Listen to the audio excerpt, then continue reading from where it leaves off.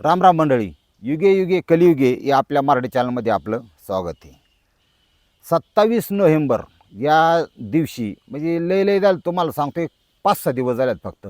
अतिशय भयानक अशा प्रकारची घटना घडली पुण्यात आणि त्या हिशोबाने तशी घटना घडू नये म्हणून आपल्याला, आणि ही घटना तर अशी घडली की त्यापासून 100% बोध घेण्यासारखं आहे. नेमका विषय काय तुम्हाला समजून सांगतो. पुण्यातली खडकवासला ती कोल्हेवाडी या ठिकाणी घडलेली घटना आहे. आणि या ठिकाणी सतीश सुदाम थोपटे ही व्यक्ती राहते.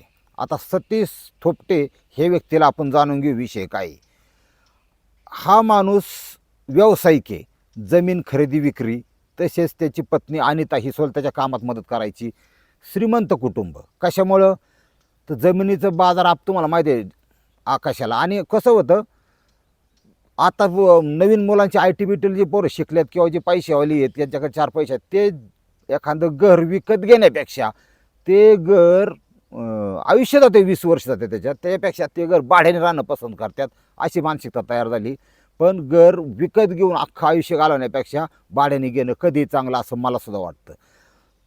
ही जी व्यक्ती आहे ना, सतीश थोपटे, ही व्यक्ती करायची काय की पुन्हा पांगत चाललं आहे. आता त्या दायरे फाटा पूर्वी तिथं सगळी शेती कोण नव्हतं.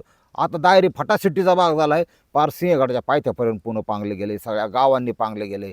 मग अशी एखादा शेतकरी असेल बुवा द्यायची का, व्यवहार जुळत असेल तर त्याची 5 गुंठे 10 गुंठे जमीन खरेदी करायची.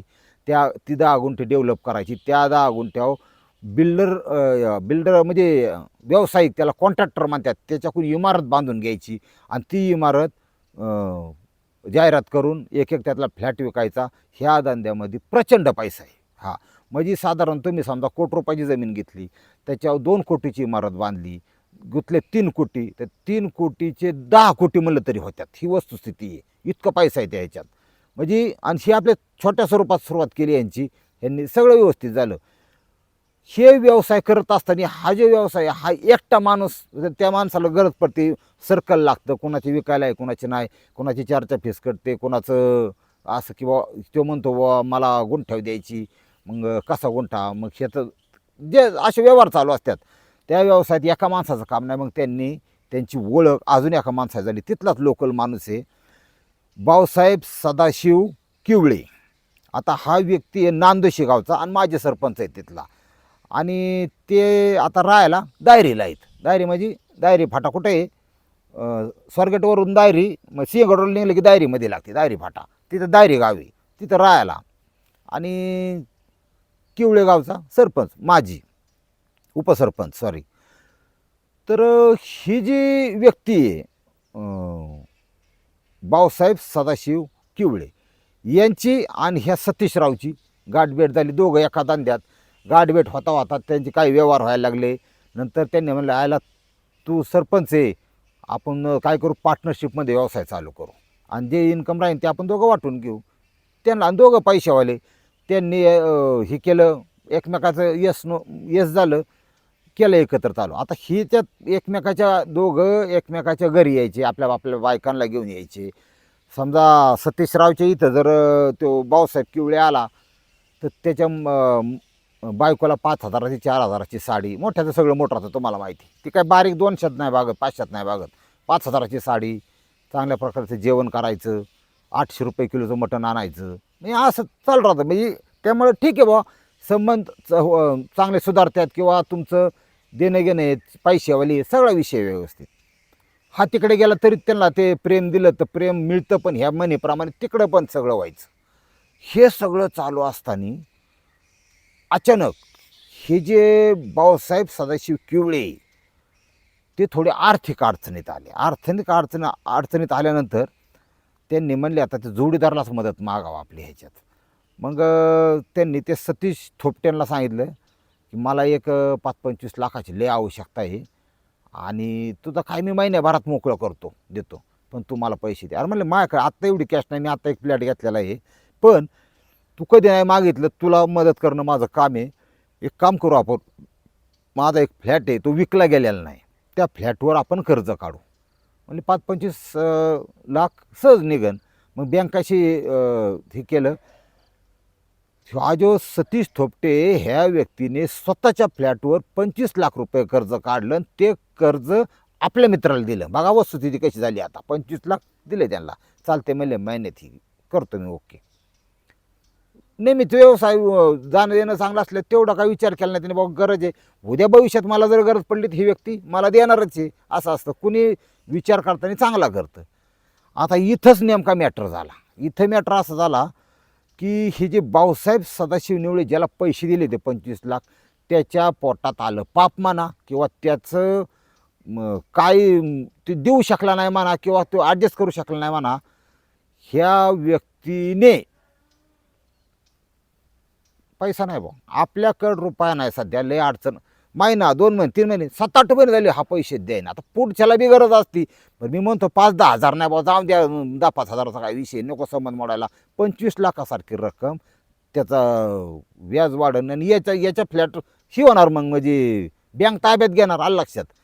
हे म्हणलं आता तिथं 25 लाख तर दे बुवा, मला जमत नाही, दे बुवा जमत नाही. आणि सारखं पैसे मागितले बा ही जगा असं आहे की राग बी येतो पुढच्याला. त्या भाऊसाहेब किवळ्याला राग यायला ते निमित्त शोधत होता आणि तो पळून जातोय का देतो की असं जे चाललं होतं ही वैतागलं होतं पुरं ज्याने दिलं ते सतीश थोपटे. मग सतीश थोपटेनी त्याचं जे अकाउंट आहे आपलं फेसबुकचं, आपण त्याच्यावर नाही का काही पण असे फोटो बिटो टाकतो स्वतःचे, त्याच्यात एक वाक्य लिहिलं की लायकी नसेल तर घ्यावा कशाला, असं म्हणजे असा विषय होता. माझी सोशल मीडियावर बदनामी करतो म्हणून ज्याने 25 लाख घेतल्यात त्या भाऊसाहेब किवळेनी त्याला शिवीगाळ केली की बाबा माझी बदनामी कायला करतो हे का, मग ते मला देऊन टाकावं पटकन तुला राग येतं. म्हणजे आता बघा ही दुधाचं एकदा दही झालं ना की ताक होईन, लोणी होईन, तूप होईन, काही होईन पण परत दूध होत नाही. तसा प्रकार झाला. मैत्री तुट्याचा पैशामुळं वाकडूपणा आला आणि याचं देऊन हेच हे झालं. ज्याच्याकडे पैसे होते भाऊसाहेब किवळे, त्या किवळेनी काय केलं मानला शिव मी लाईफमध्ये, आणि ती अशी लोक आहेत ना हाय लेवलची, यांच्या गाड्या ही यांना माजले राहत होतो मला सांगतो. हे यांच्या वैयक्तिक कार्यक्रमाला ती 50-50, 40-40 लाख खर्च करतात कधी कधी लोक. असली डेंजर लोक असतात ती, लय पैशाचा माझा आणि आपला अपमान करतोय माणूस म्हणलं तिथं अजून चिडीला गेलं. मग त्यांनी म्हणला याला आपला आयुष्यातूनच संपून टाकतो, याला खलासच करून टाकतो आता. अशा हिशोबाने त्यांनी 4 जे सुपारी किलर आहेत की बाबा एखाद्याकडून पैसे घेऊन त्या व्यक्तीची हत्या करायची याला त्या सुपारी किलर, त्या 4 व्यक्तींना त्या सतीश सुदाम थोपटे याला मारण्याची सुपारी दिली. आणि ते व्यक्ती कुठले आहेत आणि कोण आहेत आपण बघू आता. देवा लक्ष्मण तांबट ही 20 वर्षाचा पोरगा आहे अक्षरशः. दुसरा आहे बाळा शैलेश जगताप, तिसरा तो दत्तवाडीचा आहे आणि त्याचं वय 27 वर्षे. अक्षय शेलार त्याला बावकी का काय अवघड काम आहे. आमच्या बावकीत एक डॉन बिले मोठा आहे विठ्ठल शेलार नाव त्याचं, पुण्यात आवाज आहे. बावकी आपली लय खतरनाक त्यामुळे मी बोलायला देत नाही कोणाला, जाऊन द्या मरू द्या. ही विठ्ठल शेलार हा बोरचा आहे, त्याचं वय 22. आणि साजिद अली हा त्यांचा 4था जोडीदार, त्याचं वय 21. ह्या 4घांना सुपारी दिली आणि त्यांनी त्या सुपारी वाजवण्यासाठी कोयतेनी तारीख 27 नोव्हेंबर बुधवार या दिवशी सतीश सुदाम थोपटे या व्यावसायिकाची चौकामध्ये निगरून हत्या केली. एका कॅफे हाऊसच्या बाहेर बसला होता तो, निगरून कोयत्यानं तोडले गेले निघून. अशा प्रकारे हे केलं. आणि नंतर पोलिसांनी ह्या घटनेत इतकं जबरदस्त काम केलं. पोलिसांचे जेवढं मानावं तेवढं आभार. थोडे यांनी पण 4 आरोपी ताब्यात घेतले कारण ते कोल्हापूरला पळून जाण्याच्या तयारीत होते. 4 आरोपी ताब्यात घेतल्यानंतर त्यांनी डोकं असं लावलं की त्यांना ताब्यात घेतले, त्यांना कचकावली की त्यांनी कबूल केलं की कुणी सुपारी दिली. आणि मग पोलिसांनी जे मेन आरोपी आहे भाऊसाहेब सदाशिव किवळे नांदोशी माजी सरपंच या व्यक्तीला अटक केली. संपूर्ण गुन्ह्याचा हे झालं. आता झालेलं 4-5 दिवस झाले व्यवस्थित केस बांधून ह्या 5 आरोपींना वेगवेगळी सजा जास्तीत जास्त होईल असं कोर्टही घेईन. आता ह्या घटनेतून घ्यायचं काय तुम्हाला सांगतो. पैसे दिवस गेलेत महाराज. पहिले ते लोकांच्या शब्दाला जबानीला किंमत होती, तो विषय राहिला नाही आता.